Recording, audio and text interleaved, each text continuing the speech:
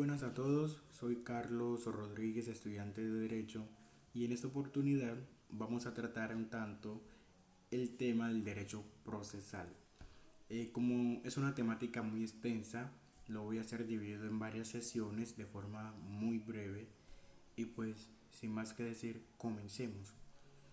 ¿Cómo definimos el derecho procesal? El derecho procesal lo definimos como un derecho que se desprende del derecho público y que contempla un conjunto de normas, códigos y formas del proceso judicial que ordena y regula los requisitos, efectos y métodos en que el Estado imparte la justicia.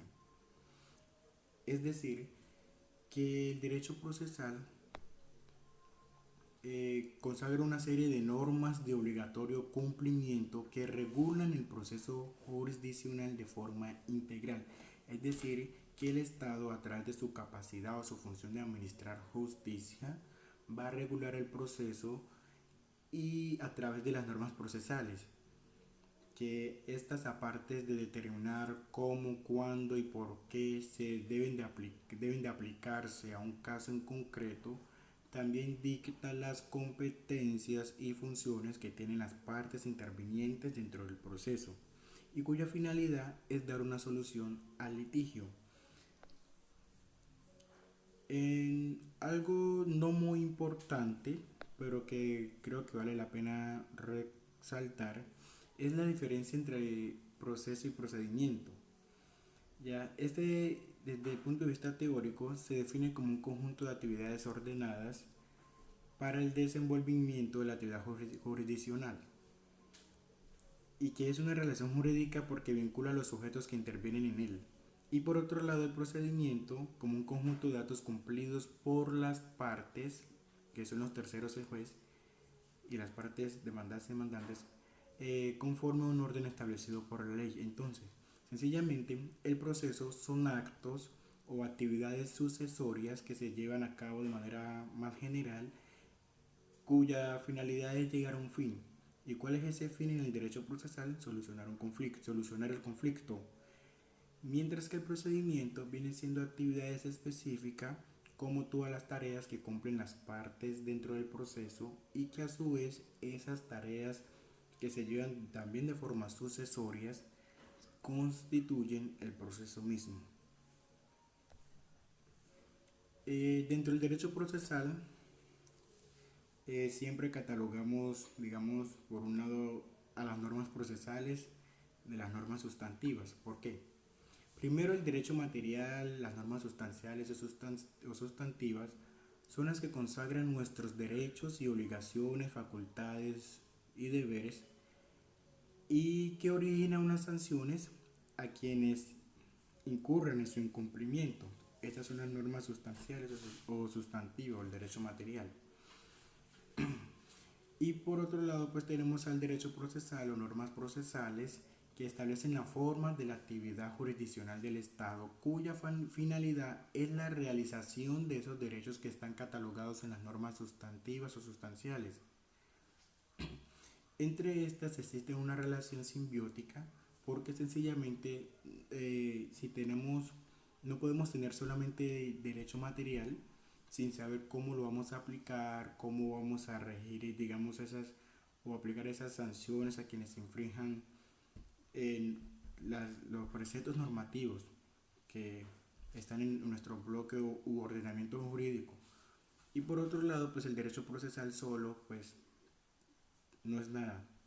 Entonces el derecho sustantivo y el derecho procesal se complementan a sí mismos, aunque la Corte Constitucional, en el caso colombiano, ha dicho que el derecho sustancial debe prevalecer sobre el derecho procesal, ya que el régimen procesal es distinto al derecho material, sustantivo sustancial, ya que porque este último es quien consagra nuestros derechos y obligaciones, facultades y deberes. Y eso pues es algo que está íntimamente ligado a los ciudadanos del territorio nacional. Como el objeto del derecho procesal es el proceso judicial que a su vez guía posibles soluciones para dirimir conflictos con relevancia jurídica, entonces Así, cuando se produce una violación a los preceptos normativos o una discrepancia con que de un comportamiento de algún conciudadano con las leyes, debe buscarse un medio para solucionar y hacer cesar el conflicto. Y el derecho procesal dispone de tres medios que es lo que los acogen de los mecanismos alternativos de solución de conflictos. Y estos medios son la autotutela, que encontramos dentro de esta lo que es el derecho a la legítima defensa, o no derecho, sencillamente legítima defensa, o comúnmente llamado el imperio de la ley del más fuerte, porque es mediante este que digamos que pretendemos hacer prevalecer un derecho o un bien jurídico que se está viendo amenazado. Tenemos el derecho a huelga, el derecho de retención, por el que puede aplicarse un ejemplo en el que nos hospedamos a un hotel, nos vamos a hospedar en un hotel y como garantía de pago el administrador del hotel puede retenernos esa cosa o bien mueble para, como ya lo dije, para garantizar el pago, digamos, de los días o estadías que vamos a estar hospedados en el hotel. Y la defensa posesoria, cuando alguien o algo nos está perturbando la posesión de un bien. Entonces, dentro de la autotutela es cuando hacemos ese uso legítimo de la fuerza, un uso de la fuerza de forma, digamos, bruta, por así decirlo, aunque sin exagerar, y normalmente está prohibido por las leyes colombianas y también internacionales, porque pues un derecho que se va a hacer prevalecer por la fuerza, amenazando el derecho de otro, pues es complicado. Por otro lado tenemos la autocomposición, que es la solución del conflicto mediante la conciliación, donde el conciliador, como se muestra en la imagen, en la pequeña ilustración, no toma decisiones, sino que este formula métodos y metodologías para que las partes lleguen a una que lleguen a una solución sobre el conflicto o sobre pues el litigio. Dentro de la autocomposición también converge lo que es el contrato de transacción.